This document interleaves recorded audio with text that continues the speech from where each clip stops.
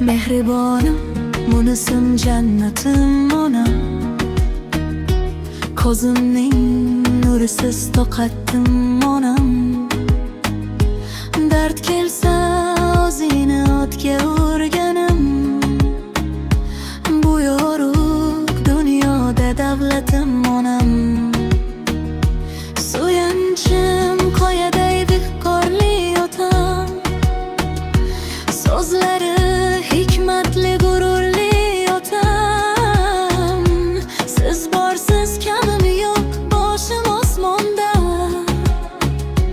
Hayot yo'llarimda mash'alim otam. Ota-ona bitta topilmas ne'mat. Ularni poyida yashiringan jannat. Borida qadriga yetaylik do'stlar. Ota va onaga qilaylik xizmat. Qo'llari duoda tilaydi oq yo'l. Bolam deb, chaqam deb uzatadi qo'l. Yuzida ajinlar, sochlarida oq. Ularni merredek yo'qdir bir buloq. Dunyoni kessam ham topolmam sira.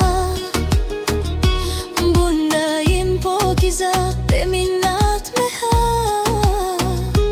Otamning gururi, onam duosi. Mening yuragimga baxsh etar sehr. Ota-ona bitta topilmas ne'mat. Ularni poyida yashiringan jannat. Borida qadriga yetaylik do'stlar. Ota va onaga qilaylik xizmat.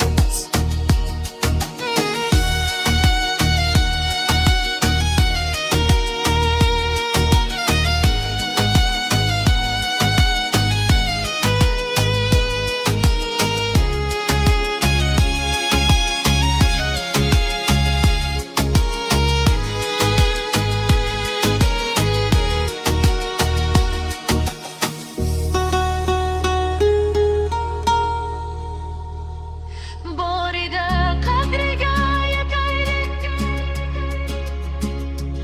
Ota va onaga qilaylik xizmat.